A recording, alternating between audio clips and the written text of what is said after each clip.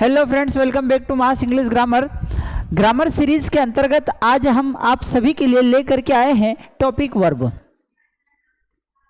इसके पहले हमने बात की थी सब्जेक्ट के बारे में।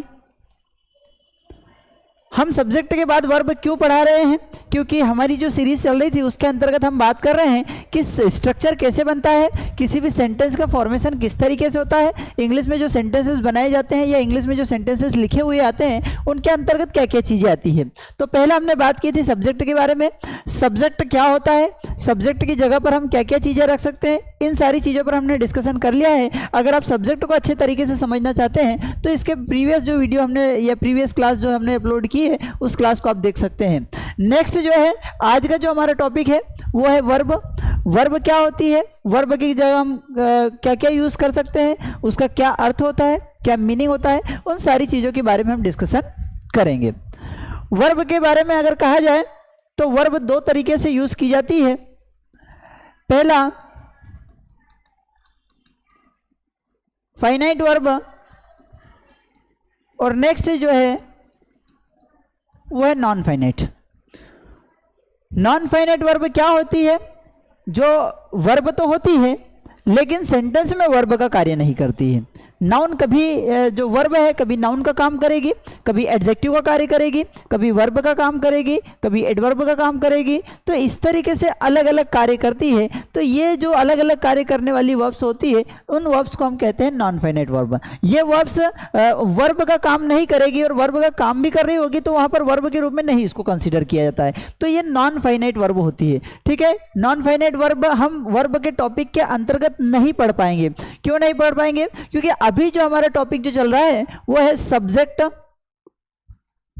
Plus verb plus object. ठीक है, तो सब्जेक्ट के बारे में हमने डिस्कशन कर लिया। वर्ब जो है अब यहां पर एक्चुअल में जो वर्ब का कार्य करेगी उन्हीं के बारे में हम डिस्कशन करेंगे। इसलिए ये नॉन फाइनाइट वर्ब को आज हम नहीं पढ़ेंगे। ये जो नॉन फाइनाइट टॉपिक रहेगा वो हमारा नेक्स्ट लेक्चर में रहेगा।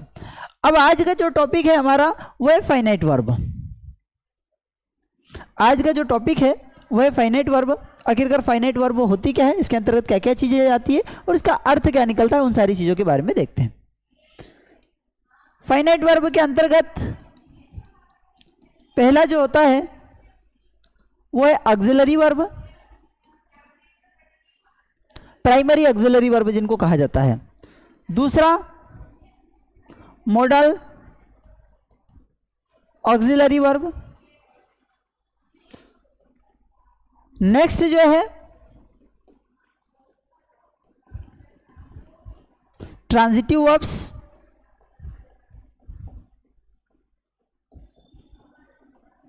और इंट्रांजिटिव वर्ब। समझेंगे ये सब्जेक्ट में वर्ब की जगह पर, सब्जेक्ट के बाद वर्ब की जगह पर हम ऑक्सिलरी वर्ब का यूज कर सकते हैं, मॉडल वर्ब का यूज कर सकते हैं, ट्रांजिटिव वर्ब का यूज कर सकते हैं एंड इंट्रांजिटिव वर्ब्स का यूज कर सकते हैं। ठीक है, सब्जेक्ट के बाद अब बात यह है जहां पर वर्ब की जगह पर, सब्जेक्ट के बाद वर्ब की जगह पर हम ऑक्सिलरी, मॉडल, ट्रांजिटिव या इंट्रांजिटिव वर्ब, इन चार वर्ब्स का यूज करते हैं। ठीक है, कभी कभी सिंपल वर्ब का यूज कर लिया जाता है, एक ही वर्ब। कभी कभी स्थिति यह बनती है कि आपको एक हेल्पिंग वर्ब का यूज करना है, दूसरा एक मेन वर्ब का यूज करना है। ठीक है, जो हेल्पिंग वर्ब है ये इन्हीं को हम कहते हैं मॉडल ऑक्सिलरी वर्ब्स। इसमें अलग अलग ऑक्सिलरी वर्ब्स आपके सामने यूज की जाएगी। पहला जो है ऑक्सिलरी वर्ब। ऑक्सिलरी वर्ब इनको प्राइमरी ऑक्सिलरी वर्ब्स कहा जाता है और जो प्राइमरी ऑक्सिलरी वर्ब्स हैं इनके अंतर्गत तीन वर्ब्स आती है जनरली। टू डू वालों को तो इधर लिख देंगे तो बचती है दो, टू बी वाली और टू हैव। ये दो वर्ब्स है हमारे पास ऑक्सिलरी वर्ब्स। कौन सी वर्ब्स है? ऑक्सिलरी।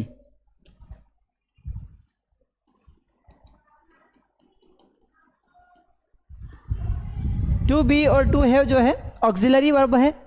नेक्स्ट है model auxiliary verb. Model auxiliary verb जिनको कि हम हेल्पिंग वर्ब भी कहते हैं, इनके अंतर्गत हम यूज कर सकते हैं can, could, should, may, might, would,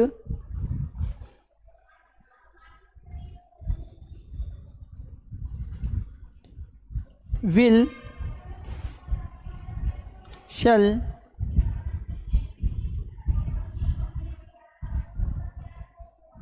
next जो है वो है ट्रांजिटिव वर्ब्स। ट्रांजिटिव वर्ब्स जो है टू डू के अंतर्गत आती है, मतलब ये सामान्य वर्ब जो हम जिनको वर्ब कहते हैं। हम अभी तक वर्ब किसे कह रहे थे? हम वर्ब कह रहे थे कि make means banana, do means करना, प्ले मीन्स खेलना, सिट मीन्स बैठना, रन मीन्स दौड़ना। इस तरीके की जो वर्ब से आती है इन्हें को हम कहते हैं सामान्यतः वर्ब। ये वर्ब दो प्रकार की होती है, ट्रांजिटिव वर्ब और इंट्रांजिटिव वर्ब। जो हम बात कर रहे हैं कि भाई make means banana, do means करना, ये जो वर्ब्स होती है इनको एक्चुअल में लेक्सिकल वर्ब्स कहा जाता है। कौन सी वर्ब कहा जाता है? लेक्सिकल वर्ब्स कहा जाता है। ये दो प्रकार की होती है, ट्रांजिटिव और इंट्रांजिटिव वर्ब। ट्रांजिटिव वर्ब्स वे वर्ब्स होते हैं जिनमें ऑब्जेक्ट होता है, और इंट्रांजिटिव वर्ब्स वे वर्ब्स होते हैं जिनमें ऑब्जेक्ट नहीं होता है। ट्रांजिटिव वर्ब्स वे वर्ब्स हैं जिनमें ऑब्जेक्ट होता है, इंट्रांजिटिव वर्ब्स वे वर्ब्स हैं जिनमें ऑब्जेक्ट नहीं होता है।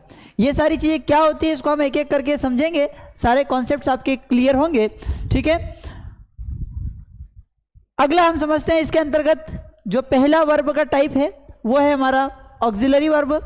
समझते हैं ऑक्सिलरी वर्ब के अंतर्गत क्या यूज किया जाता है। पहली वर्ब का जो प्रकार हमने पढ़ा है वह है ऑक्सिलरी वर्ब।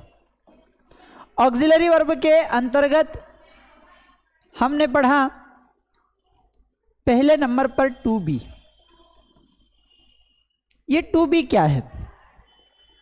टू बी जब वर्ब की बात हो इसके अंतर्गत हम रखते हैं एम, इज, आर,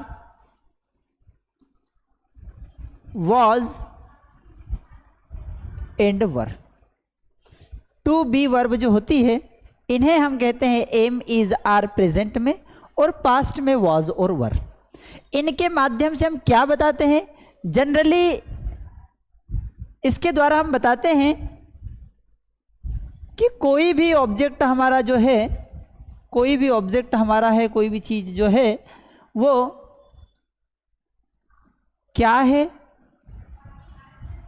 कहाँ है, कैसा है, और यही बात हम पास्ट में बताएंगे वॉज वर के माध्यम से। सिंपली इसका स्ट्रक्चर जो हम यूज करते हैं वो यूज करते हैं सब्जेक्ट, बात प्रेजेंट की करें तो एम इज आर आता है, पास्ट की बात अगर हम करें तो वॉज वर, प्लस जो भी आपका ऑब्जेक्ट है। अब यहां पर देखिए हमने बोला कि भाई क्या है, क्या है तो वो जो भी उसका ऑब्जेक्ट रहेगा वो यूज किया जाएगा। कहाँ है, यहाँ पर प्लेस का उपयोग कर लिया जाएगा। कैसा है, उसको क्वालिफाई करने के लिए हम एडजेक्टिव का यूज कर लेंगे।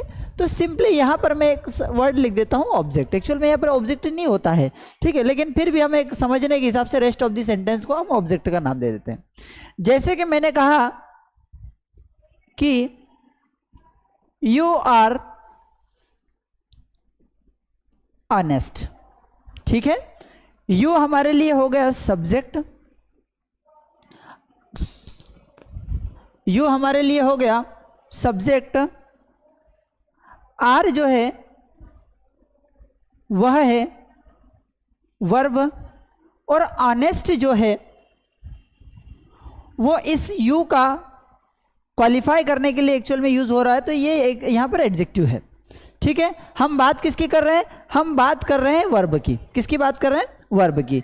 तो जो वर्ब है ये आर है। ये आर जो वर्ब है क्या काम कर रही है? ये बता रही है कि कोई सब्जेक्ट है या कोई ऑब्जेक्ट है वो कैसा है। भाई जो हमारा सब्जेक्ट यू है वो कैसा है, तो यू कैसा है? ऑनेस्ट है। तो ऑनेस्ट हमारे लिए क्या हो गया? एडजेक्टिव हो गया। और जो आर है वो क्या है? वर्ब है। यहां पर आर की जगह पर क्या यूज किया जा सकता है, तो एम का यूज किया जा सकता है, इज का यूज किया जा सकता है, आर का यूज किया जाता है प्रेजेंट की कंडीशन में। पास्ट की कंडीशन में वाज का यूज किया जाता है, वर का यूज किया जाता है। सर यह बात तो हमें समझ में आ गई, लेकिन हम कौन से सब्जेक्ट के साथ एम इज आर लगाएंगे, कौन से सब्जेक्ट के साथ वाज वर लगाएंगे, क्या यह बात भी हमें बता सकते हो? जी हाँ, अगर आप हमें बोल रहे हैं तो हम यह भी आपको बता सकते हैं कि अगर आपके लिए सब्जेक्ट आई है तो आप प्रेजेंट में एम का यूज करेंगे और पास्ट में वाज का यूज करेंगे। ठीक है, अगर हमारे पास सब्जेक्ट वी, यू, दे और कोई भी प्लूरल है तो प्रेजेंट में हम आर का यूज करेंगे, पास्ट में वर का यूज करेंगे।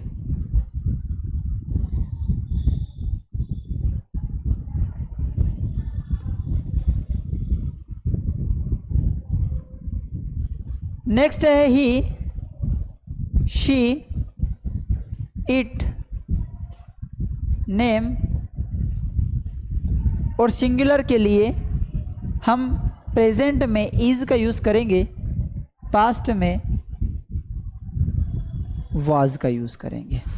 ठीक है, पहली हेल्पिंग वर्ब, यहां पर जो वर्ब हमने बोला, हमारा टॉपिक जो चल रहा था सब्जेक्ट के बाद हम वर्ब के बारे में डिस्कशन कर रहे हैं। तो ये जो वर्ब है, वर्ब की जगह पर पहला हमने कौन सी वर्ब यूज की, हमने यूज की टू बी। टू बी के अंतर्गत हम कौन कौन सी वर्ब यूज करते हैं, am, is, are, was and were.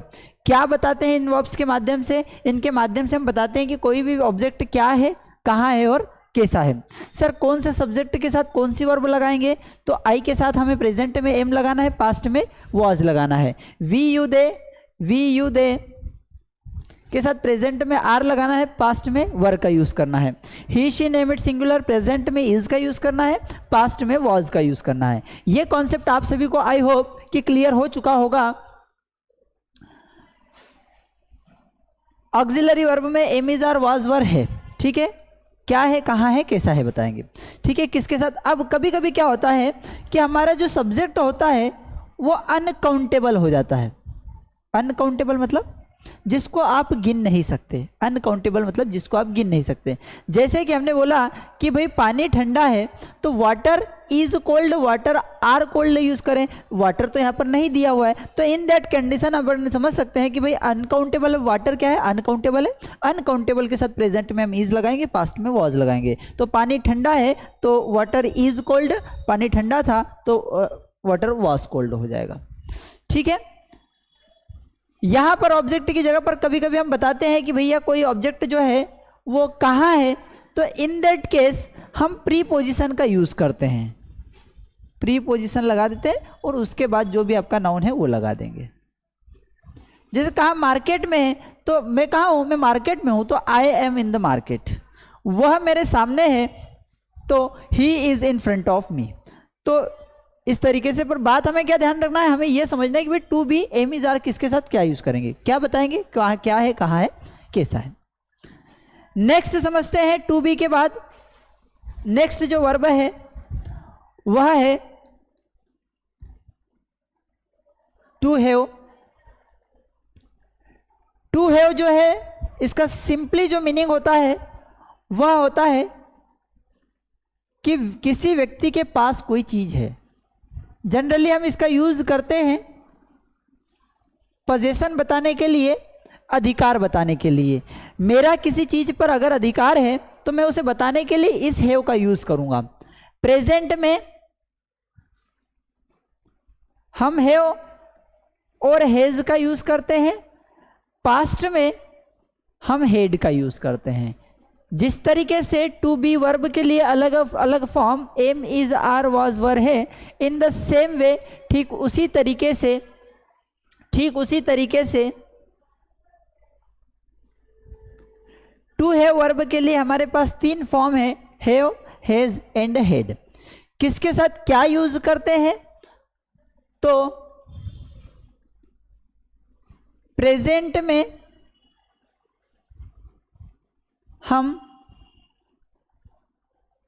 Have या हैज का यूज करते हैं,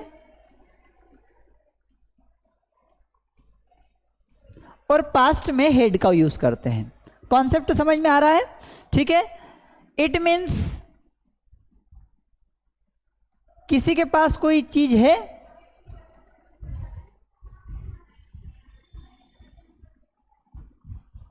सिंपली इसका स्ट्रक्चर क्या रहेगा?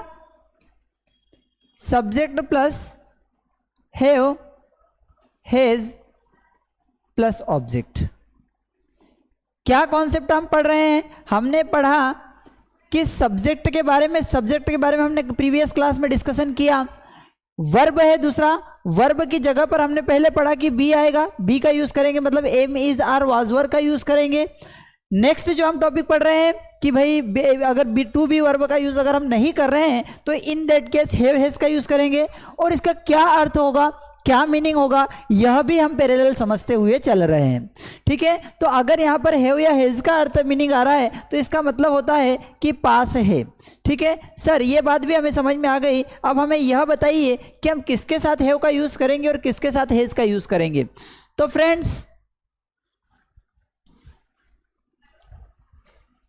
आपको I, we, you, they and plural के साथ हैव का यूज करना है, and he, she, it, name and singular we use has. I, we, you, they plural के साथ हम हैव का यूज करेंगे, he, she, name, it singular के साथ हम हैज का यूज करेंगे। एग्जाम्पल समझ सकते हैं, हिंदी इसलिए बताते हुए जा रहा हूं ताकि आपको एकदम जीरो लेवल से सारी चीज कॉन्सेप्ट क्लियर होंगे। नेक्स्ट टाइम जब एग्जाम में आएगा तो आप क्लिक कर पाएंगे, आप आसानी से समझ पाएंगे। ठीक है। मेरे पास मोबाइल है,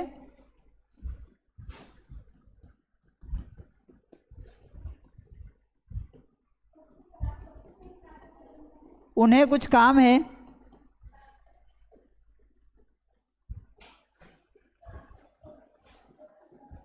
अंडरस्टूड। तो यहां पर क्या होगा, सब्जेक्ट, अगर सब्जेक्ट हमारा चेंज है, हमने बोल दिया कि भाई उसे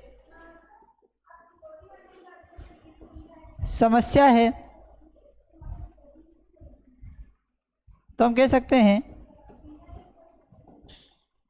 ही हैज प्रॉब्लम और ही हैज अ प्रॉब्लम। ठीक है। तो कॉन्सेप्ट क्या है? कॉन्सेप्ट यह है कि आई, वी, यू, दे के साथ हैव का यूज करना है, ही, शी, नेम, इट के साथ हैज का यूज करना है। ये टू हैव वर्ब के अंतर्गत आता है और इसका अर्थ क्या निकलता है? इसका अर्थ होता है किसी के पास कोई चीज है। नेक्स्ट है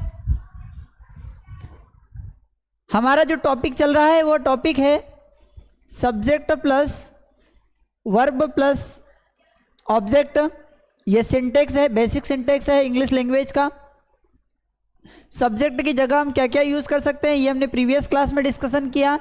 वर्ब की जगह क्या क्या यूज किया जा सकता है, अभी हमने जो पढ़ा है वो हमने पढ़ा है कि वर्ब की जगह टू बी का वर्ब यूज किया जा सकता है। नेक्स्ट हम पढ़ रहे हैं टू हैव का यूज, यह भी कंप्लीट हो चुका है। ठीक है। इन द सेम वे, अगर हमें बताना हो कि मेरे पास कोई चीज़ थी, हैव का मतलब होता है पास है, अगर मुझे बताना है कि मेरे पास कोई चीज़ थी तो मैं यूज़ करूँगा subject plus head plus object. अगर यहाँ पर हैव हैज है तो इट मीन्स कि किसी के पास कोई चीज़ है। हेड का मीनिंग जो रहेगा वो रहेगा पास था। मेरे पास मोबाइल था तो आई हैड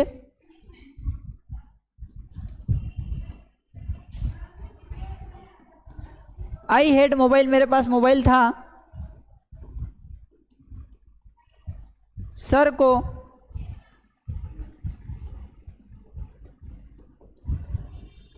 कुछ काम था तो sir had some work. Understood? समझ में आ रहा है? हैव हैज रहेगा पास है, हेड रहेगा पास था। ठीक है। टू बी वर्ब के बारे में हमने डिस्कशन किया, टू हैव के बारे में हमने डिस्कशन किया। अब जो बहुत ही इंपॉर्टेंट टॉपिक चालू हो रहा है, हमारी मोडाल वर्ब्स या ऑक्सिलरी वर्ब्स या हेल्पिंग वर्ब्स जिनको हम कहते हैं, उन सभी के बारे में हम डिस्कशन करेंगे। ये दो वर्ब्स ऐसी है, इन दो वर्ब के पहले केवल हमने सब्जेक्ट यूज किया और इन दो वर्ब के बाद हम डायरेक्ट ऑब्जेक्ट का यूज कर रहे हैं। इट मीन्स इनके बाद हम कोई वर्ब का उपयोग नहीं कर रहे हैं, इनके बाद कोई वर्ब का उपयोग नहीं हो रहा है, इनके बाद डायरेक्ट ऑब्जेक्ट हो रहा है। लेकिन अब जो है अगला जो वर्ब का टाइप पढ़ रहे हैं उसमें क्या होगा, उसमें एक हेल्पिंग वर्ब यूज़ की जाएगी और एक मेन वर्ब यूज़ की जाएगी।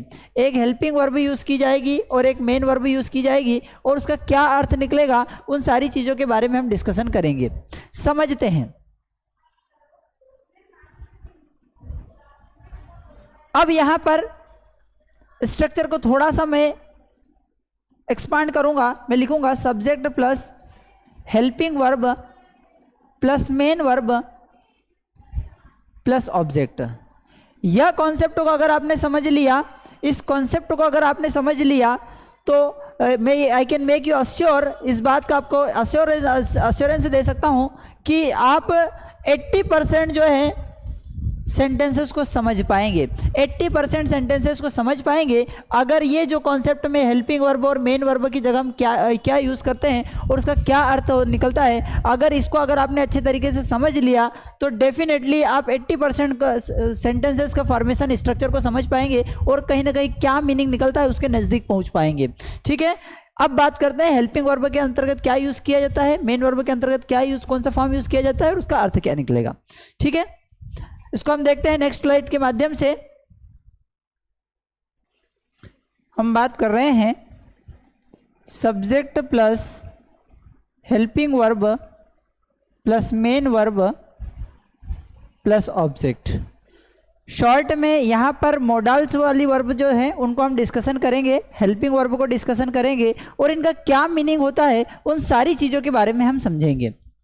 हेल्पिंग वर्ब के जगह पर अगर कैन का यूज़ किया जाता है तो ऐसी स्थिति में मेन वर्ब की जगह हम वर्ब का फर्स्ट फॉर्म उपयोग करेंगे और इसका अर्थ निकलेगा कि कोई व्यक्ति कोई काम कर सकता है। सिंपली आप इसको समझने के लिए मैं ये कह सकता हूं कि अगर सब्जेक्ट आई है और वर्ब अगर राइट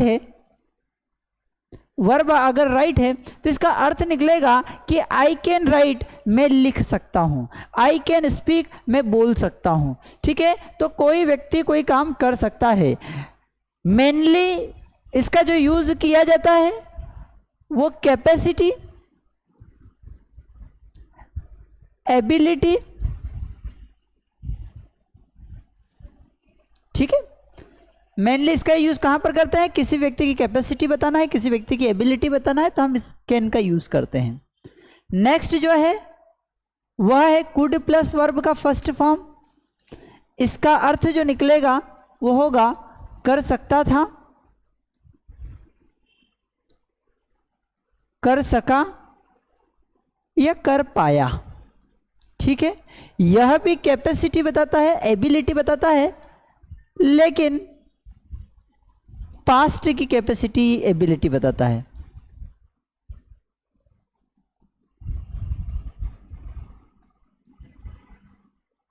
ठीक है, कैन के साथ अगर वर्ब का फर्स्ट फॉर्म यूज किया जाता है तो बताता है प्रेजेंट की एबिलिटी, कोई व्यक्ति कोई काम क्या कर सकता है। कुड के साथ अगर वर्ब का फर्स्ट फॉर्म यूज किया जा रहा है तो इसका मतलब क्या हो रहा है, कोई व्यक्ति कोई काम कर सकता था, पास्ट में कर सकता था। नेक्स्ट है शुड के साथ अगर वर्ब का फर्स्ट फॉर्म यूज किया जा रहा है तो इसका अर्थ होता है कि किसी व्यक्ति को कोई काम करना चाहिए। ये उसकी क्या हो सकती है, ये उसकी ड्यूटी हो सकती है, मोरल ऑब्लिगेशन हो सकता है। ठीक है, सामान्य कर्तव्य की बात कर रहे हैं कि मुझे भाई शिक्षक को पढ़ाना चाहिए तो टीचर शुड टीच आएगा। ठीक है, इसका मतलब क्या, कोई व्यक्ति को कोई काम करना चाहिए। क्या बताता है, किसी व्यक्ति की ड्यूटी को हम डिनोट करते हैं। नेक्स्ट है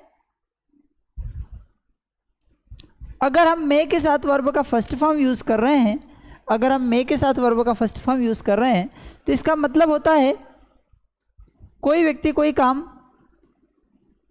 शायद कर सकता है। भैया ये कॉन्सेप्ट हम ऐसे कॉन्सेप्ट इतने इजी वे में पढ़ रहे हैं कि आप इनको अगर समझ लेते हैं तो मोस्ट ऑफ द क्वेश्चंस को आप मीनिंग समझ पाएंगे।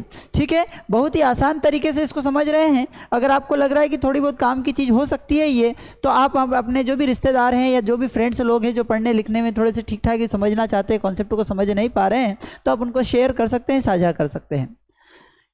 मे के साथ वर्ब का फर्स्ट फॉर्म जो होता है उसका मतलब होता है कि कोई व्यक्ति कोई काम शायद कर सकता है। ठीक है, शायद जब भी हम बात करते हैं तो इसको हम यह कह सकते हैं कि ये बताता है पॉसिबिलिटी को, बताता है भैया संभावना को। ठीक है, कि कोई व्यक्ति कोई काम शायद कर सकता है तो मे। हाँ, अगर इसका इंटेरोगेटिव यूज किया जा रहा है, मे सेंटेंस के फर्स्ट में आ रहा है, तो फिर हम वहां पर परमिशन के लिए भी इसका यूज कर लेते हैं।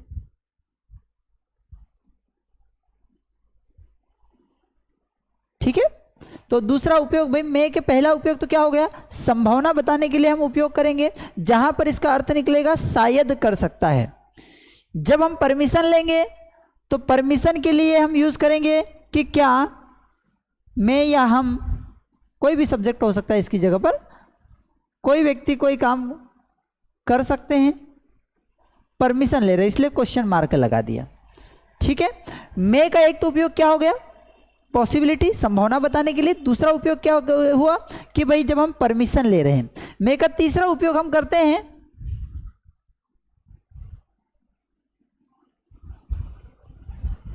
ब्लेसिंग्स के लिए, आशीर्वाद देने के लिए, जिसे हम बोलते हैं ना भैया ईश्वर करे और ये आपका यह कार्य सफल हो जाए। ठीक है, तो इसको हम ये कह सकते हैं कि ईश्वर करे। ठीक है, ये ब्लेसिंग्स हमारे आशीर्वाद जो वेल विशिंग्स है उनके लिए हम मे का उपयोग कर सकते हैं। नेक्स्ट जो है MIGST माइट के साथ अगर वर्ब का फर्स्ट फॉर्म उपयोग किया जा रहा है, समझेंगे कि जनरली इनके तुरंत बाद वर्ब का फर्स्ट फॉर्म ही आएगा। यहां पर बहुत सारे कॉन्सेप्ट आपके क्लियर हो रहे हैं, समझेंगे इसको। इनके बाद तुरंत बाद अगर आपको वर्ब लगाने के लिए आए तो वर्ब का फर्स्ट फॉर्म ही आता है। ठीक है, अब वर्ब का फर्स्ट फॉर्म यहाँ पर माइट के साथ अगर वर्ब का फर्स्ट फॉर्म यूज होता है तो यह उपयोग करता है, ये बताता है कि कोई व्यक्ति कोई काम शायद कर सकता था। जिस तरीके से कैन का पास्ट कुड है कि कैन में हम प्रेजेंट में एबिलिटी, योग्यता, क्षमता, कैपेसिटी बताते हैं कि कोई व्यक्ति कोई काम कर सकता है, और उसी का पास्ट में कर सकता था हो जाता है, कुड का यूज करते हैं। इन द सेम वे अगर हम प्रेजेंट में किसी की संभावना बताते हैं कि शायद यह काम हो सकता है तो मे का उपयोग करेंगे, और अगर हो सकता था पास्ट की बात कर रहे हैं संभावना के लिए तो इस स्थिति में हम माइट का यूज करेंगे। तो शायद कर सकता था के लिए हम यूज करेंगे माइट। ठीक है, बात समझ में आई? क्या इससे क्या बता रहे हैं हम? इससे हम बता रहे हैं क्या, पॉसिबिलिटी बता रहे हैं। और कौन सी पॉसिबिलिटी बता रहे हैं? पास्ट की। तो मैं यहाँ लिख देता हूं कि भैया पास्ट की पॉसिबिलिटी। ठीक है, पास्ट की पॉसिबिलिटी। दूसरी चीज और इसके माध्यम से हम क्या बताते हैं, कभी कभी कुछ सेंटेंसेस में इस माइट का यूज प्रेजेंट के लिए भी यूज किया जाता है, लेकिन ये जो पॉसिबिलिटी बताता है, जो पॉसिबिलिटी इसमें बताई जाती है संभावना बताने के लिए हम प्रेजेंट में भी यूज करते हैं, लेकिन इससे लेस पॉसिबिलिटी हम बताते हैं। लेस पॉसिबिलिटी कि शायद ही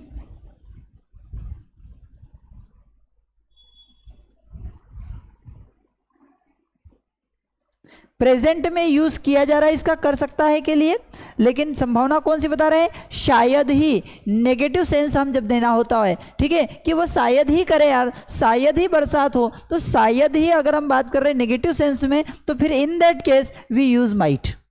and if we are talking positively कि हाँ हो सकता है, then it we can talk may plus verb first. Understood? Possibility बता रहे हैं दोनों के माध्यम से, प्रेजेंट की पॉसिबिलिटी मे प्लस वर्ब का फर्स्ट फॉर्म, पास्ट की पॉसिबिलिटी माइट प्लस वर्ब का फर्स्ट फॉर्म। माइट का एक यूज प्रेजेंट में भी किया जाता है जहां पर हम लेस पॉसिबिलिटी की बात करते हैं, कम संभावना की बात करते हैं, हमारा जो सेंस जो होता है वो नेगेटिव सेंस कहीं ना कहीं निकल करके आता है कि वह शायद ही आए, वह शायद ही आए। इट मीन्स हम बात कर रहे हैं कि हम नेगेटिव इस पॉइंट को लेकर के, तो पॉसिबिलिटी तो हम बता रहे हैं लेकिन लेस पॉसिबिलिटी बता रहे हैं, तो in that case we use might plus verb का first form. Understood? Can plus verb का फर्स्ट फॉर्म कर सकता है, कुड फर्स्ट फॉर्म कर सकता था, शुड करना चाहिए, मे शायद कर सकता है, या फिर परमिशन लेना हो कि भैया क्या मैं अंदर आ सकता हूं, तो हम बोलते हैं ना मे आई कम इन, ठीक है। तो ये परमिशन के लिए भी मे का यूज किया जाता है। कभी कभी हमें ये ब्लेसिंग्स देना हो, आशीर्वाद देने के लिए भी हम यूज करते हैं, जैसे बोलते हैं ना मे गॉड ब्लेस यू, ईश्वर आपको आशीर्वाद दे, मे यू लिव लॉन्ग, आप दीर्घायुष्य को प्राप्त करें। इट मीन्स यहां पर मे के 3 उपयोग है, पहला पॉसिबिलिटी संभावना बताने के लिए, दूसरा परमिशन अनुमति के लिए लेने के लिए, तीसरा ब्लेसिंग्स आशीर्वाद देने के लिए। नेक्स्ट है माइट प्लस वर्ब का फर्स्ट फॉर्म। इसका मतलब होता है कि कोई व्यक्ति कोई काम कर सकता था, शायद ही कर सकता है, पास्ट की पॉसिबिलिटी बताते हैं या फिर लेस पॉसिबिलिटी को हम बताते हैं। बात समझ में आ रही है? हम बात कर रहे हैं हेल्पिंग वर्ब और मेन वर्ब। जब हेल्पिंग वर्ब में ये वर्ड्स आए, मेन वर्ब की जगह फर्स्ट फॉर्म आए, तो इनका क्या अर्थ निकलता है उनके बारे में हम डिस्कशन कर रहे हैं। हमारा टॉपिक चल रहा है सब्जेक्ट हेल्पिंग वर्ब या subject plus verb plus object. Previous video में हमने सब्जेक्ट के बारे में डिस्कशन किया है, आप उस वीडियो को देख सकते हैं। नेक्स्ट है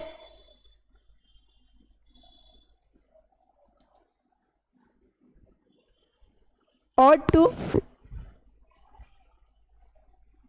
प्लस वर्ब का फर्स्ट फॉर्म, ठीक है। इसको भी हम कभी कभी हेल्पिंग वर्ब के रूप में यूज करते हैं, नहीं भी हेल्पिंग वर्ब के। यहाँ पर हेल्पिंग वर्ब उन सारी हेल्पिंग वर्ब के बारे में हम बात करेंगे जिनका हम मोस्टली यूज करते हैं, ठीक है। कुछ तो फिक्स्ड है जिनको हमने बताया था कि can, could, should, would, may, might, ठीक है। और कुछ एक्स्ट्रा भी आती है जिनका अर्थ कहीं ना कहीं सेंटेंस में यूज किया जाता है, सेंटेंस में जिनका मीनिंग निकलता है, ठीक है। तो उन सारी चीज़ों को हम डिस्कशन कर लेते हैं ताकि नेक्स्ट टाइम जब भी कोई सा क्वेश्चन आए तो आपको समझने में आसानी रहे। पैरेलल ये भी ध्यान रखना है कि किसके बाद हम वर्ब का कौन सा फॉर्म यूज कर रहे हैं, ये इस तरीके से भी डायरेक्ट आपको एग्जाम में आ सकता है। और टू प्लस वर्ब का फर्स्ट फॉर्म अगर आता है तो इसका अर्थ निकलता है कि किसी व्यक्ति को कोई काम करना चाहिए, ये भी ड्यूटी तो है लेकिन मोरल ड्यूटी है, नैतिक कर्तव्य है। जब भी हमें नैतिक कर्तव्य की बात करते हैं, नैतिक शिक्षा पढ़ते हैं ना, नैतिक शिक्षा में कोई व्यक्ति क्या काम करना चाहिए क्या नहीं करना चाहिए, तो वही और टू के लिए हम इसका यूज़ करते हैं। किसी व्यक्ति को कोई काम करना चाहिए, मोरल एजुकेशन या मोरल ड्यूटी की बात करते हैं तो और टू का यूज़ करते हैं, ठीक है। नेक्स्ट जो है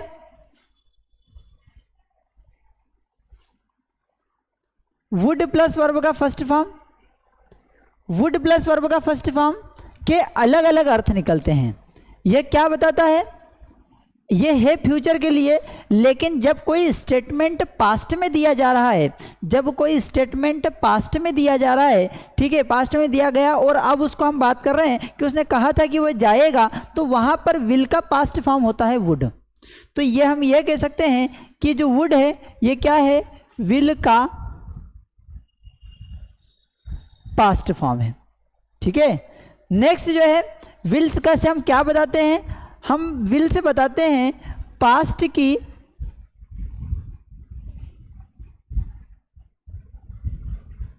एक्शंस को बताते हैं। कोई व्यक्ति कोई काम करता था तो उसे भी हम वुड के माध्यम से बताते हैं, ठीक है।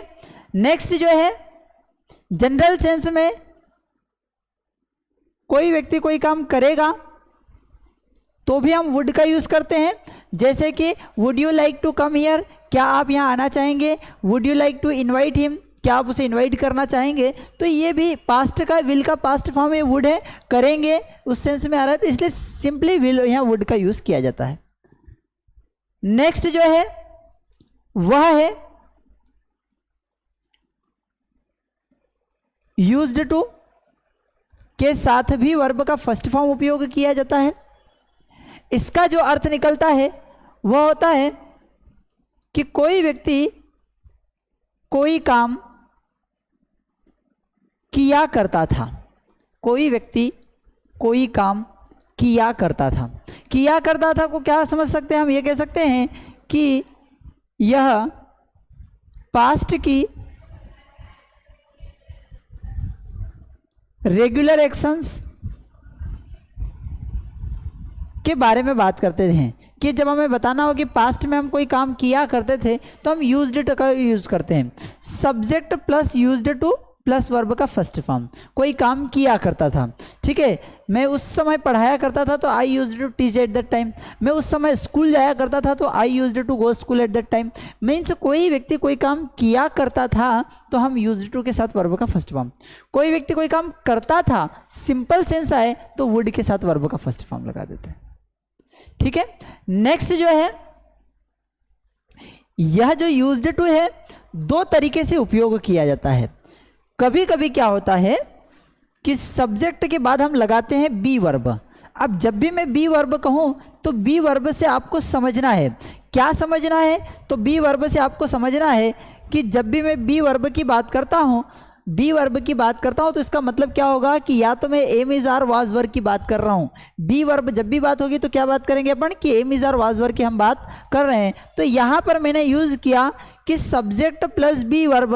बी वर्ब मतलब यहां पर सब्जेक्ट के बाद am is are was verb कुछ भी आ जाए, am is are was verb, और अगर इसके बाद यूज्ड टू आए, एग्जाम पॉइंट ऑफ व्यू से बहुत ही इंपॉर्टेंट पॉइंट मैं बता रहा हूं भैया, अगर सब्जेक्ट के बाद भी am is are was verb आए और उसके बाद अगर यूज्ड टू आता है तो इन दैट केस उस स्थिति में हमें वर्ब का आईएनजी फॉर्म यूज करना है।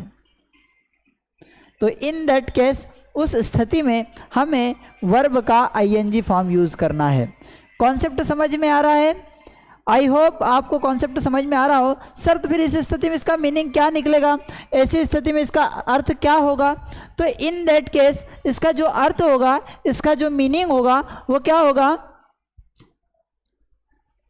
कि कोई व्यक्ति कोई काम करने का आदि, अब आदि तो नहीं समझेंगे आप, अब उसको ये समझ सकते हैं कि एडिक्टेड है।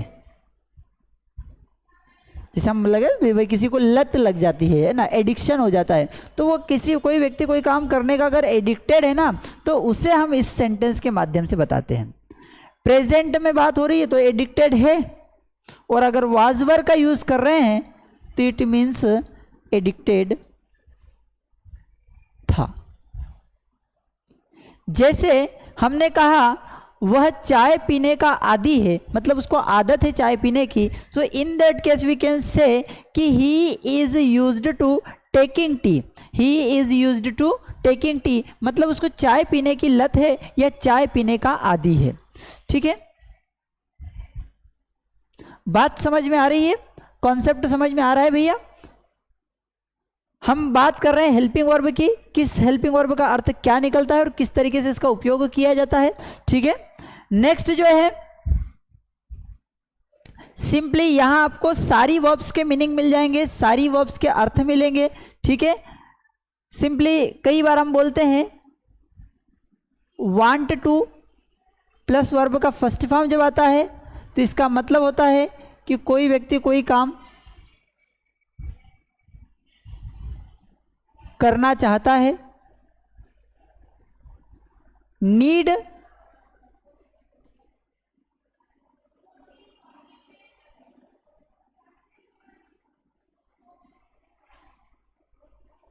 नीड जो आता है इसका अर्थ होता है किसी व्यक्ति को कोई काम करने की जरूरत है।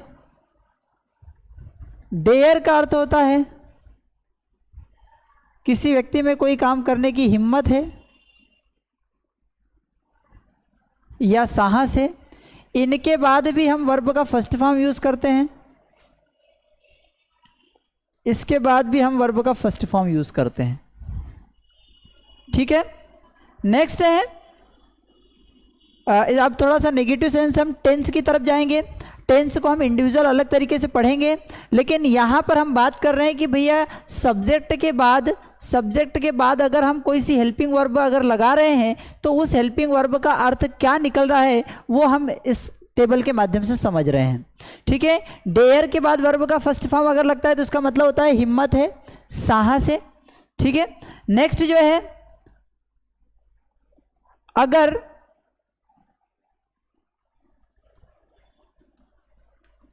डिडंट के साथ वर्ब का फर्स्ट फॉर्म यूज किया गया है, हेल्पिंग वर्ब की बात कर रहे हैं, ठीक है। डिडंट के साथ वर्ब का फर्स्ट फॉर्म अगर यूज किया गया है तो इसका अर्थ होता है किसी व्यक्ति ने कोई काम नहीं किया। अगर डोंट या डजंट के साथ वर्ब का फर्स्ट फॉर्म यूज किया गया तो इसका अर्थ होता है कोई व्यक्ति कोई काम नहीं करता है। अगर विल के साथ वर्ब का फर्स्ट फॉर्म यूज किया गया है तो इसका अर्थ होता है कि कोई व्यक्ति कोई काम करेगा।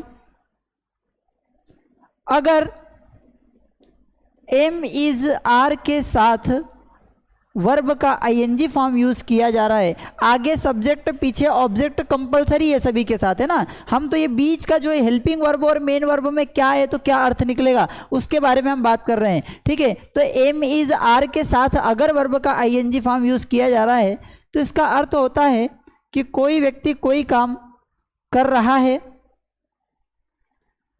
वाज या वर के बाद अगर वर्ब का आईएनजी फॉर्म आता है तो इसका अर्थ होता है कोई व्यक्ति कोई काम कर रहा था।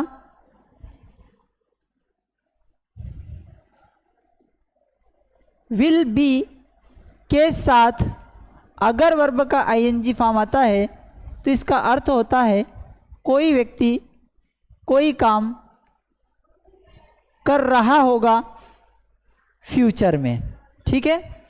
नेक्स्ट है हैव या हैज़ के बाद अगर वर्ब का थर्ड फॉर्म यूज़ किया जाता है तो इसका अर्थ होता है कि किसी व्यक्ति ने कोई काम कर लिया है, कोई व्यक्ति कोई काम कर चुका है। इट मीन्स जो एक्शन है वो परफेक्ट है या जो काम है वो पूरा हो चुका है, ठीक है। HAD हेड के साथ अगर वर्ब का थर्ड फॉर्म यूज़ किया जाता है तो इसका अर्थ होता है कोई व्यक्ति कोई काम कर चुका था या किसी व्यक्ति ने कोई कार्य कर लिया था। यहाँ पर भी वही बात होती है कि कोई काम परफेक्ट हो चुका है या पूरा हो चुका है, ठीक है। कॉन्सेप्ट समझ में आ रहा है? बहुत ही इजी कॉन्सेप्ट है, बहुत ही सरल कॉन्सेप्ट है। आप इस कॉन्सेप्ट को अगर समझ लेंगे तो आपको जब एग्ज़ाम में या कहीं पर भी आप जब उसको रीड करेंगे तो कॉन्सेप्ट को समझने में कोई समस्या नहीं आएगी, सेंटेंस का अर्थ निकालने में विशेष समस्या नहीं आएगी। जो बेसिक लेवल से जिनको अभी तक कुछ नहीं पता है, लैंग्वेज को और अधिक इम्प्रूव करना चाहते हैं, उनसे हमारा रिक्वेस्ट है, उनसे निवेदन है कि आप इन कॉन्सेप्ट को पहले कंप्लीट कर लीजिए, ठीक है। इससे आपको लैंग्वेज को समझने में काफ़ी हद तक आसानी हो जाएगी, ठीक है। हेड के साथ वर्ब का थर्ड फॉर्म आता है तो कर चुका था। अगर विल या शल के बाद अगर हैव आता है और फिर थर्ड फॉर्म आता है। अब बहुत ही प्यारा कॉन्सेप्ट में एग्जाम पॉइंट ऑफ व्यू से यहाँ पर बता देता हूँ कि हैव हैज़ और हेड, हैव हैज़ और हेड कहीं पर भी दिखे और इसके बाद अगर आपको वर्ब लगाने के लिए आए तो हमेशा थर्ड फॉर्म यूज़ करेंगे। हैव हैज़ हेड के बाद हमेशा वर्ब का थर्ड फॉर्म यूज़ करेंगे। हैव हैज़ हेड के बाद, हैव हैज़ हेड के बाद हमेशा वर्ब का थर्ड फॉर्म यूज़ करेंगे, ठीक है। इन फ्यूचर कोई व्यक्ति कोई काम कर चुका होगा, भविष्य में किसी व्यक्ति ने कोई कार्य कर लिया होगा। परफेक्ट तो होगा पर कब? फ्यूचर में, ठीक है। बात समझ में आ रही है? ये बहुत ही प्यारे कॉन्सेप्ट है, इनसे आपके बहुत सारे क्वेश्चंस को सॉल्व करने में आसानी होगी, क्वेश्चंस को समझने में आसानी होगी। और अगर आप लैंग्वेज बोलना चाहते हैं, इंग्लिश बोलना चाहते हैं तो वह उसमें भी काफ़ी हद तक इनसे हेल्प होगी। समझते हैं कैसे, ठीक है। जैसे to be am is are, कोई व्यक्ति क्या है कहाँ है, तो हमने सिंपल बोल दिया कि भाई मैं घर पर हूँ तो आई एम एट होम, वह मेरे सामने है, he is in front of home me, ठीक है। तो ये एम इज आर के बाद जो भी ऑब्जेक्ट है किसके साथ क्या यूज़ करना है, तो प्रेजेंट